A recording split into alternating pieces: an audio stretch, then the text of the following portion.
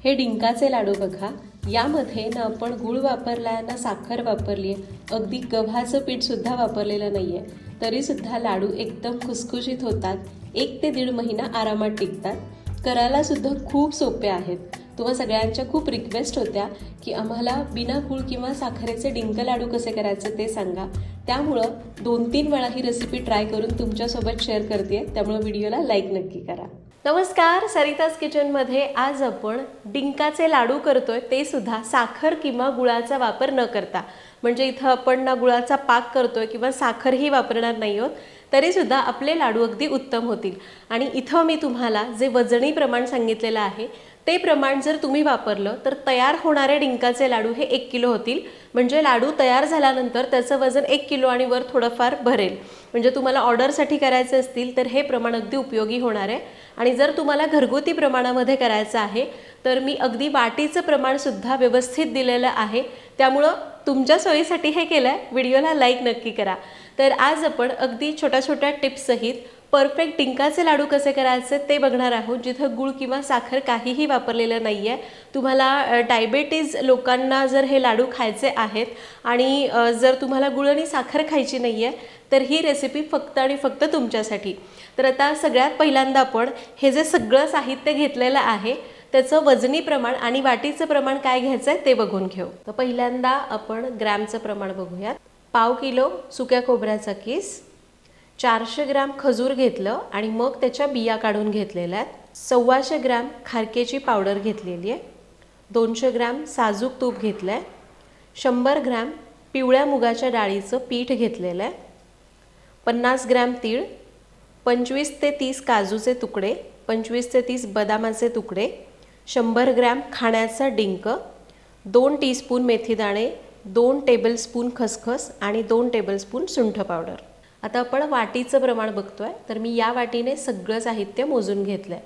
तर आपण घेतला आहे 4 वाट्या सुक्या खोबऱ्याचा किस, 2.5 वाट्या बिया काढलेले खजूर, 1 वाटी खारकेची पावडर, 1.5 वाटी साजूक तूप, 1 वाटी पिवळ्या मुगाच्या डाळीचं पीठ, अर्धी वाटी पांढरे तीळ, अर्धी वाटी काजूचे तुकडे, अर्धी वाटी बदामाचे तुकडे, पाऊण वाटी खाण्याचा डिंक, 2 छोटे चमचे मेथी दाणे, 2 मोठे चमचे खसखस आणि 2 मोठे चमचे सुंठ पावडर. तर आपण वजनी आणि वाटी दोन्हीचं प्रमाण बघितलंय. एकदा डिस्क्रिप्शन बॉक्स चेक करा, तिथं तुम्हाला व्यवस्थित लिस्ट मिळेल.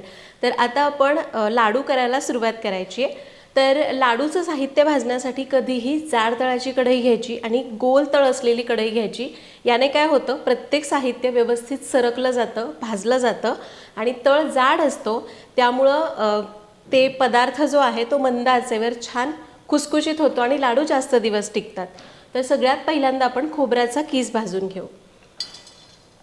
तर इथं मी हे जे प्रमाण घेतलेलं आहे, तुम्हाला जर खोबऱ्याचं प्रमाण थोडंसं कमी जास्त करायचं असेल तरीही करू शकता.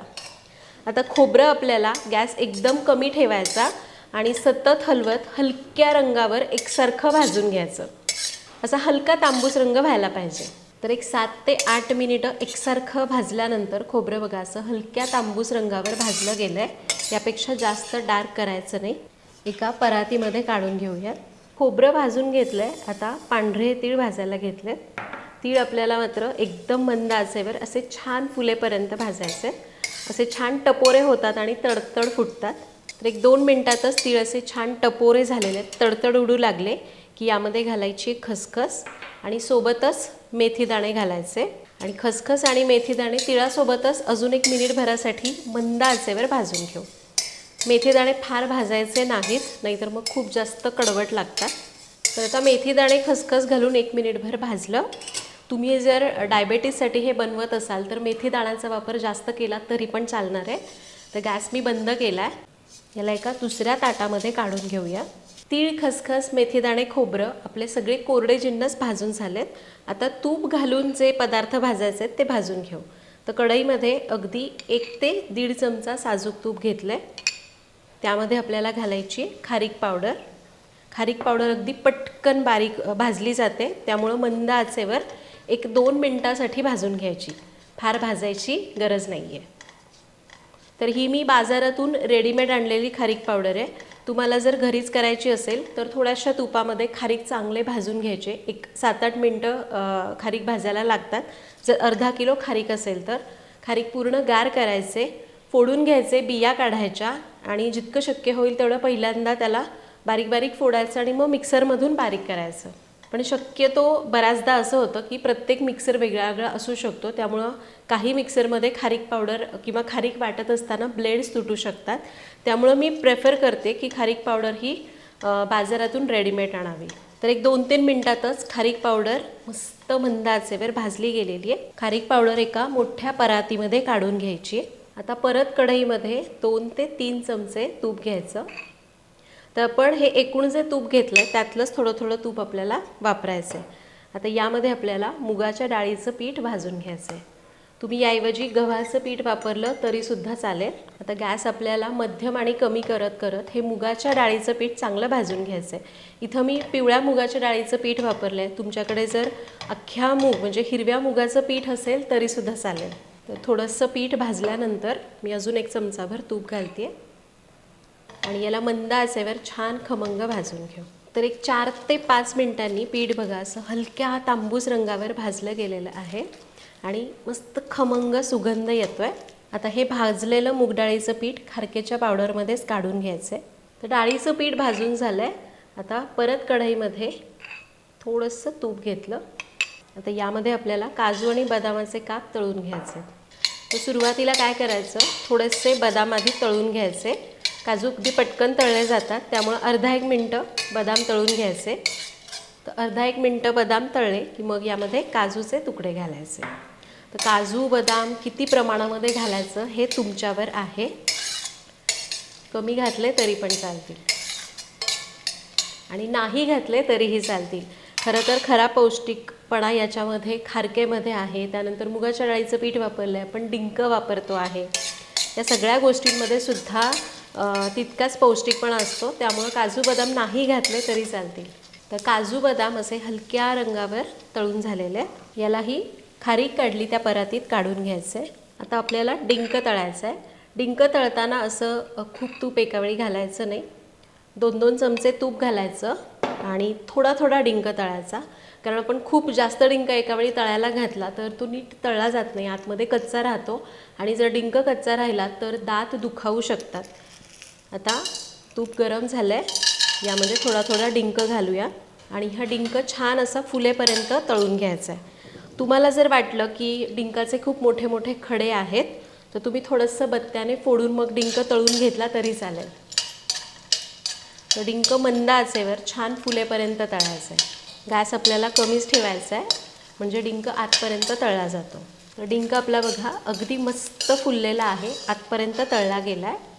याला एका ताटामध्ये काढून घेऊ आणि आता थोड्या थोड्या तुपामध्ये थोडा थोडा डिंक असा तळून घ्यायचा आहे. तिकडे आपला सगळा डिंक तळून झालेला आहे आणि हे बघा अगदी असा छान तळला गेलेला आहे.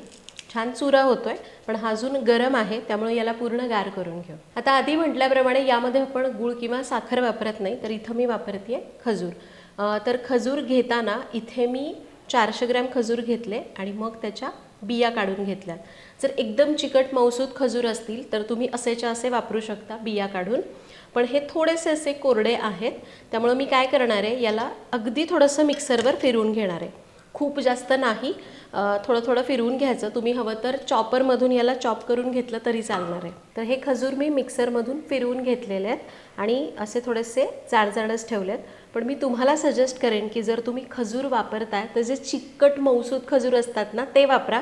तुम्हाला मिक्सरमधनं काढण्याची पण गरज नाही, फक्त बिया काढून घ्यायचे. आता कढईमध्ये थोडंसं तूप आहे, त्यामध्ये अजून 1 चमचाभर तूप मी घालते, 1 ते 2 चमचे. त्यामध्ये आपल्याला हे खजूर घालायचे आणि याला 2-3 मिनिटं मंद आचेवर परतून घ्यायचं. याने काय होतं, खजूर अजून छान मऊ होतात आणि लाडू बांधायला सोपं पडतं. तर खजूर आपण 2 ते 3 मिनटं मंद आचेवर चांगलं तुपामध्ये भाजलं. उरलेलं सगळं तूप मी यामध्ये घातलं आहे आणि खजूर बघा एकदम सॉफ्ट झालेले आहेत. आता गॅस बंद करूयात. खजूर आता खूप गरम आहे, याला 5 मिनटं असंच ठेवून देऊ. तर खजूर आपले 5 मिनटासाठी ठेवलेत. तोपर्यंत आपण भाजलेले तीळ, खसखस, मेथीदाणे मिक्सरमधून बारीक करायचे. अगदी पूड करायची गरज नाही आहे, थोडेसे रवाळ ठेवले तरी चालतील.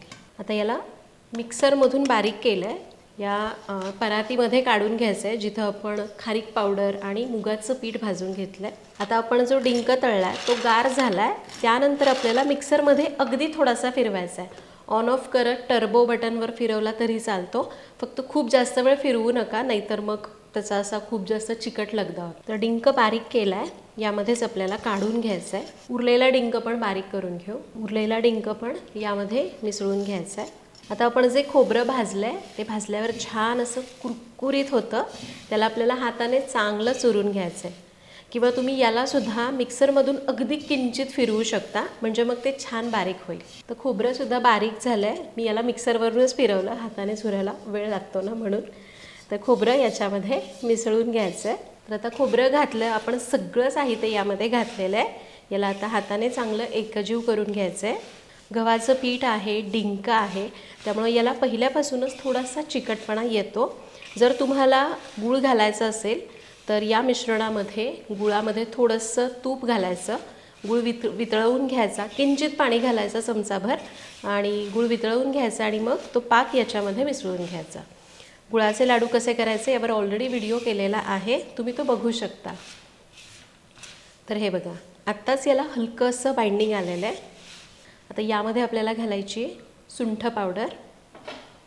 सुंठ पावडर पण मिसळून घ्यायची, आणि मग यामध्ये घालायची आहे खजूर. खजूर अजूनही गरम आहे, हाताला हलका चटका बसतो आहे. आपण ही गरम गरम असतानाच यामध्ये मिसळून घ्यायची. खूप गरम असताना नाही, आपण थोडीशी भाजली आणि मग 5 मिनिटांनी यामध्ये मिसळली, म्हणजे मग अशी खूप चटका लागण्यासारखी राहणार नाही. आता खजूर याच्यामध्ये चांगली एकजीव करून घ्यायची. तर खजूर तुम्हाला वाटलं की कमी पडते, गोडी कमी झाली आहे, तर प्रमाण अजून वाढवलं तरी चालेल, कारण खजूर कुठल्या प्रकारची आहे यावर सुद्धा तिची गोडी अवलंबून असते. जर तुम्ही एकदम मौसूद चिकट चिकट खजूर असते ना, जी साधी खजूर जी आपल्या कुठल्याही दुकानामध्ये सहज मिळते, ती खजूर वापरली तर अजून उत्तम, गोडी पण छान येते, आणि एकदम मौसूद असल्यामुळं बाइंडिंग तसंच्या तसं अगदी शेवटपर्यंत छान राहतं. तर आता खजूर हाताला सोसवेल अशी झालेली आहे. याला मी चांगलं एकजीव करून घेतलं. तर याला मी 5 मिनिटं चांगलं मिसळून घेतलं. आता याचे लाडू वळायला घ्यायचे, छोटे छोटे लाडू वळायचे. हे बघा, अगदी व्यवस्थित बाइंडिंग येतं आहे. आणि मिश्रण गरम असतानाच लाडू वळा, खूप चटका बसेल असं नाही. गरम असतानाच लाडू वळा, म्हणजे मग ते जास्त वेळ आपल्याला लाडू वळायला बाइंडिंग तसंच राहतं आणि लाडू पटपट वळले जातात. तर हे बघा, वाटतंय का तरी या लाडूमध्ये आपण गुळाचा पाक केलेला नाही आहे, साखर घातलेली नाही आहे. अगदी सुंदर असे हे डिंकाचे लाडू तयार झाले, जे आपण गूळ न वापरता केलेले आहेत. तर सगळे लाडू आपण असेच करून घेऊयात. अगदी छोटे छोटे लाडू वळायचे, कारण काय होतं ना, खूप पण जास्त डिंकाचा लाडू एकावेळी पोटात जाऊ नये असं म्हणतात, त्यामुळं थोडेसे लहान लाडू करायचे. आणि या लाडूची गंमत सांगते. आपल्याला वाटतं की मिश्रण किती कोरडं आहे, लाडू कसे वळले जाणार, पण खरं सांगू का, ज्यावेळी आपण गुळाचा पाक वापरतो त्यावेळी खारीक असेल किंवा यामधलं पीठ असेल, हे गुळाचा पाक शोषून घेतं आणि मिश्रण थोडंसं कोरडं होतं. पण खजूर मात्र असे शोषले जात नाहीत, त्याच्यात छान एकजीव होतात. त्यामुळे आपण याच्यावर जसं जसं दाब देतो ना, तसं तसं उलटं याचं बाइंडिंग अगदी छान येत जातं. त्यामुळं तुम्हाला लाडू वळले जातील की नाही असं कुठलंही टेन्शन घेण्याची गरज नाही आहे. तर इथं आपले सगळे लाडू वळून झालेले आहेत, आणि शेवटचा लाडू मी वळायला घेते आहे. आणि तुम्ही बघू शकता, यालासुद्धा अगदी छान बाइंडिंग आहे, जसं पहिल्या लाडूला होतं अगदी तसंच. त्यामुळं मिश्रण कोरडं होईल का वगैरे वगैरे असं विचार नाही करायचा. तरी मी आणलेले खजूर थोडेसे असे कडक होते. तुम्ही जर अजून मौसूद खजूर वापरले तर लाडू याहून पटपट वळले जातील.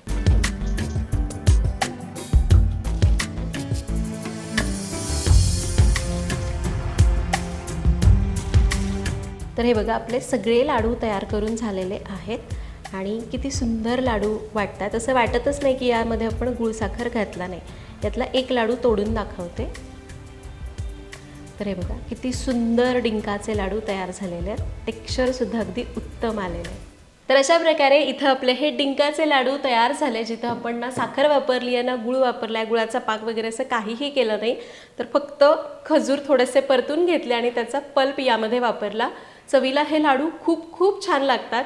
मला तर वाटतं की गुळाच्या आणि साखरेच्या लाडवापेक्षाही याची चव खूप छान येते. तर इथं आपण जेवढं प्रमाण घेतलं, जर आपण वजनी प्रमाण घेतोय तर तेवढ्या प्रमाणामध्ये 1 किलो आणि वर 100 ग्रॅम लाडू तयार होतात आणि असे म्हणायला गेलात तर छोटे छोटे 30 लाडू तयार झाले। तर तुम्ही पण इथं सांगितलेल्या या छोट्या छोट्या टिप्स वापरून आणि अशी पद्धत वापरून हे लाडू नक्की करून बघा। बदाम काजू असं नाही घालायचं, नाही घातलं तरी चालेल, थोडंसं तूप कमी वापरलं तरीसुद्धा चालणार आहे। जसं आपल्याला परवडतं तसं तुम्ही करू शकता। करून बघा ही रेसिपी, मला कमेंट्समध्ये सांगा की ती कशी वाटली। पुन्हा भेटूयात अशाच एका नवीन व्हिडिओमध्ये, तोपर्यंत धन्यवाद।